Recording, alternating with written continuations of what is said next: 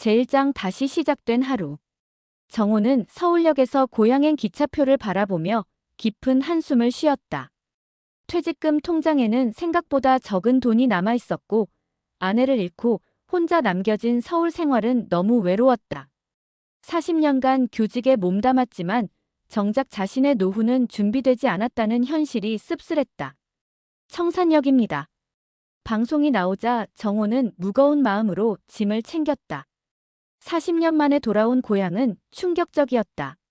한때 활기찼던 상점가는 대부분 문을 닫았고 그가 처음 발령받아 근무했던 청산초등학교에는 폐교 현수막이 걸려 있었다. 폐교된 학교 정문 앞에서 오랫동안 서 있던 정호에게 뒤에서 목소리가 들렸다. 누구세요? 고무장갑을 낀 채 텃밭에서 나온 여인이 서 있었다. 주름진 얼굴이지만 여전히 고든 자세의 그녀를 보는 순간 정호의 가슴이 뛰기 시작했다. 혹시 박영희 씨? 어머, 설마 정호 선생님? 40년의 세월을 뛰어넘어 두 사람은 서로를 알아봤다. 해가 저물어가는 학교 운동장에서 두 사람은 40년 전 처음 만났던 순간을 떠올렸다. 그때는 미래에 대한 희망으로 가득했는데 지금은 생존에 대한 걱정뿐이었다. 하지만 이상하게도 서로의 존재만으로 조금의 위안을 얻을 수 있었다. 제2장 작은 카페의 약속. 정호는 영희가 운영하는 작은 카페에서 커피를 마시며 서로의 근황을 들었다. 영희는 남편을 잃고 혼자 살고 있었다. 남편이 남긴 병원비 때문에 빚을 지게 되었고 카페 매출로는 월세도 간신히 낼 수 있는 형편이었다. 아들은 직장에서 구조조정 대상이라고 전전긍긍하고 딸은 남편 사업이 어려워져서 대출 보증까지 서달라고 그래요.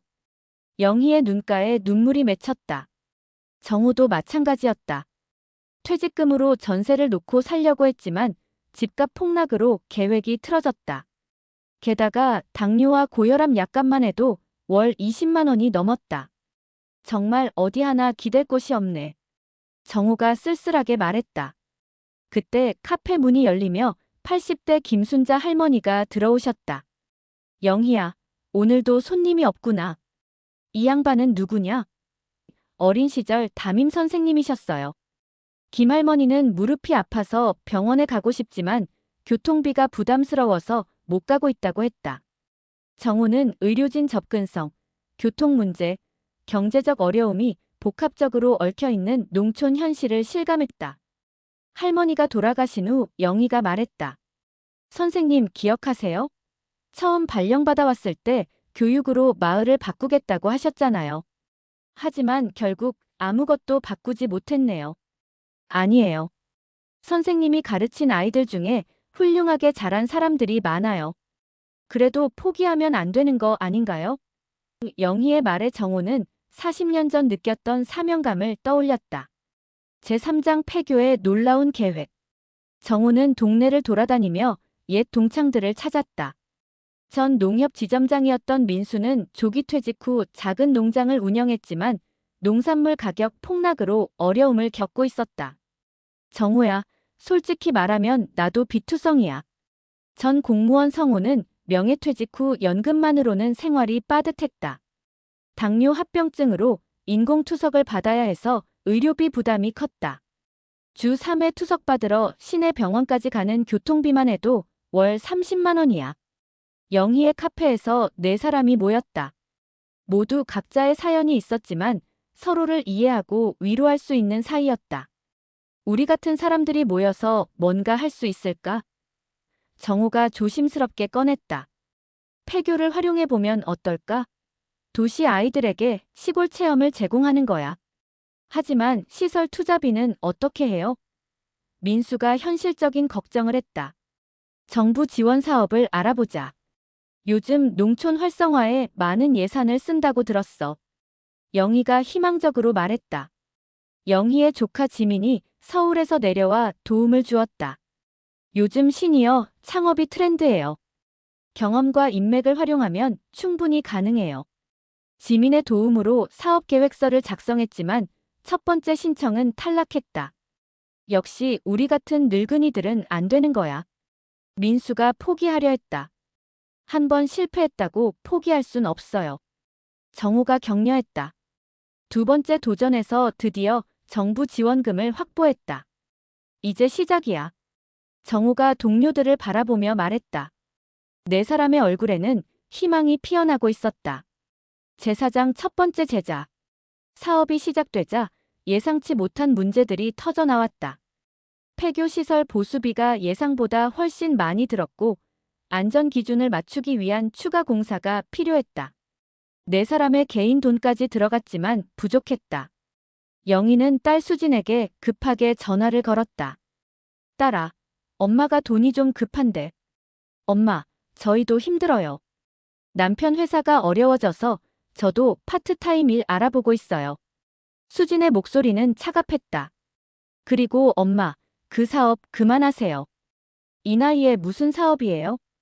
정우도 건강검진에서 당뇨 수치가 악화되었고 의사는 스트레스를 피하라고 했다. 성우의 상황은 더욱 심각했다. 인공투석 횟수가 늘어나면서 의료비가 급증했고 부인이 돌봄 스트레스로 우울증까지 생겼다. 정우야, 나는 이제 못하겠어. 집사람이 너무 힘들어해. 성우가 포기를 선언했다. 네 사람 중 성우가 빠지자 남은 사람들의 부담은 더욱 커졌다. 어느 날 영희는 정우에게 솔직하게 말했다. 선생님, 저도 이제 빠질까 생각 중이에요. 왜? 무슨 일이야? 딸이 계속 반대해요. 이 나이에 무모한 짓 한다고. 그리고 솔직히 몸도 예전 같지 않고요. 영희는 최근 무릎 통증이 심해져서 오래 서 있기 힘들었다. 카페 일만으로도 벅찬 상황에서 추가 사업은 부담이었다. 정우도 속마음을 털어놨다. 나도 사실 무서워. 실패하면 정말 갈 곳이 없어질 것 같아서. 두 사람은 서로의 약해진 모습을 확인하며 현실의 벽을 느꼈다. 60대 중반의 나이에 새로운 도전을 한다는 것이 얼마나 어려운 일인지 깨닫고 있었다. 하지만 여기서 포기하면 정말 끝인 것 같아요. 영희가 조용히 말했다. 그래, 한 번 더 버텨보자. 정우도 결심했다. 제5장 잊었던 꿈. 프로젝트 규모를 축소하고 단계별로 추진하기로 했지만 더 큰 시련이 기다리고 있었다. 정우가 농장에서 일하다가 갑자기 쓰러진 것이다. 과로와 혈당 조절 실패로 인한 심근경색이었다. 구급차로 실려간 정우를 보며 영희는 절망감에 빠졌다. 병원에서 의사가 말했다. 환자분 상태가 심각합니다. 당장은 위험하지 않지만 계속 무리하시면 안 됩니다. 영희는 정우의 손을 잡고 있었다. 40년 만에 다시 만나 함께 꿈을 키워온 사람이 이렇게 위험한 상황에 놓인 것이 너무 가슴 아팠다. 선생님, 제발 일어나세요. 영희가 눈물을 흘렸다. 정우가 깨어났을 때 영희가 제일 먼저 보였다. 미안해요, 영희 씨. 걱정 끼쳐서. 선생님, 이제 정말 그만해요. 건강이 우선이잖아요. 며칠 후 민수가 찾아와 말했다. 정우야, 우리 이제 정리하자. 더 이상은 무리야. 영희도 동의했다. 네, 선생님 건강이 가장 중요해요. 하지만 정우는 뜻밖의 말을 했다. 아니에요. 계속해야 해요. 왜요? 몸도 안 좋은데. 우리가 포기하면 이 마을의 희망도 사라져요. 그리고 우리를 응원해준 많은 사람들에게도 미안해요. 그때 뜻밖의 소식이 들려왔다. 그들의 이야기가 지역방송에 소개되면서 많은 사람들의 관심을 끌게 된 것이다. 방송이 나간 후 전국에서 응원 메시지가 쏟아졌다. 한 기업에서는 후원을 제안해왔고 정부에서도 추가 지원을 약속했다. 정말 기적 같은 일이네요. 영희가 기뻐했다. 정우는 병상에서 미소를 지었다. 포기하지 않길 잘했어요. 영희는 정우의 손을 꼭 잡으며 말했다. 선생님, 우리 함께 이겨내요. 고마워요, 영희 씨. 당신이 있어서 포기하지 않을 수 있었어요.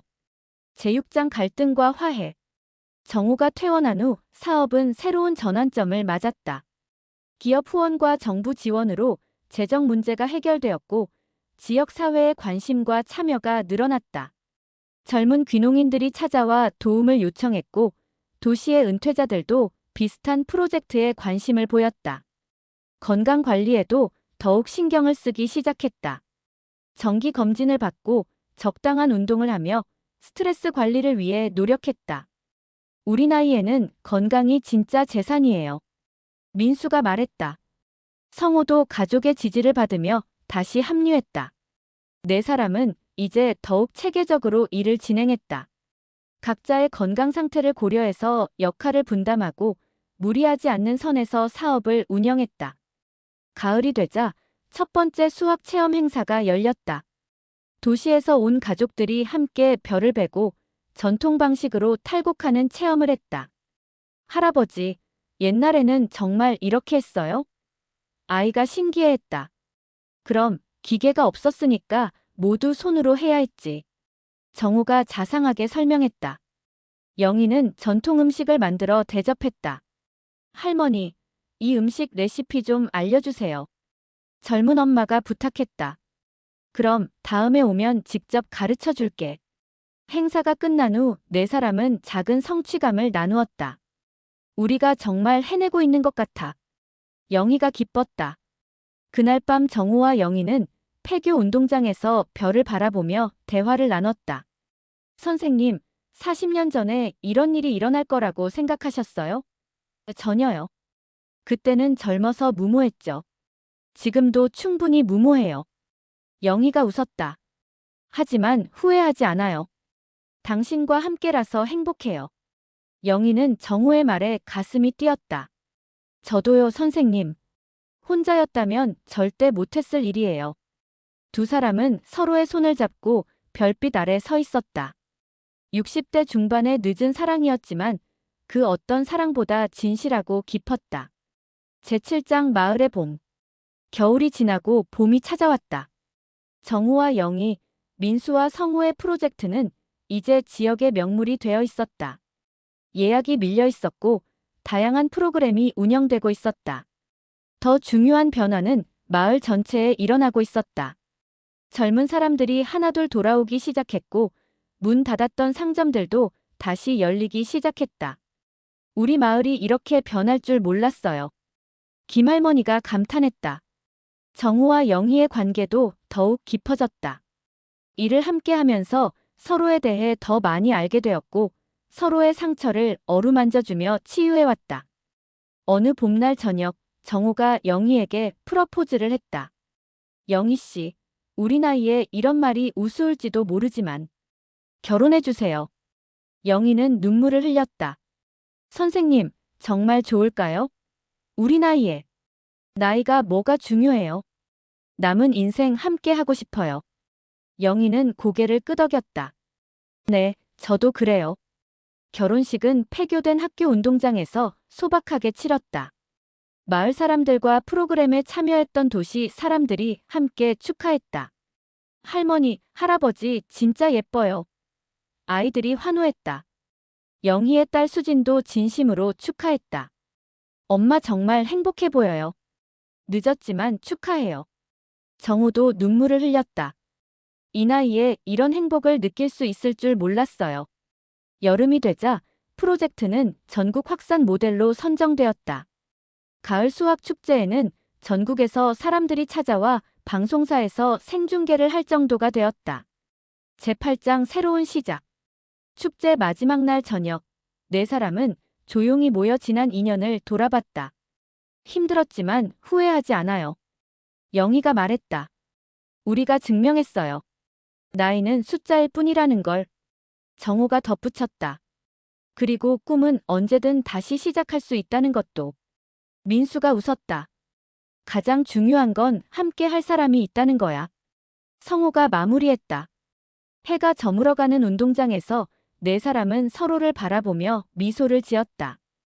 60대 중반에 시작한 새로운 인생의 봄은 이제 막 활짝 피어나고 있었다. 영희는 정우의 손을 잡으며 말했다. 선생님, 우리 앞으로도 계속 함께 해요. 당연하죠. 우리의 봄은 이제 시작이니까요. 폐교된 학교 운동장에 다시 아이들의 웃음소리가 울려 퍼지고 마을에는 새로운 희망의 꽃이 피어나고 있었다. 나이를 핑계로 포기하지 않은 네 사람의 도전이 만들어낸 기적 같은 변화였다. 그들의 이야기는 전국의 시니어들에게 용기를 주었고, 다시 피는 봄이라는 말의 진정한 의미를 보여주었다. 인생의 계절은 나이로 정해지는 것이 아니라 마음가짐과 의지로 만들어가는 것임을 증명한 아름다운 이야기였다.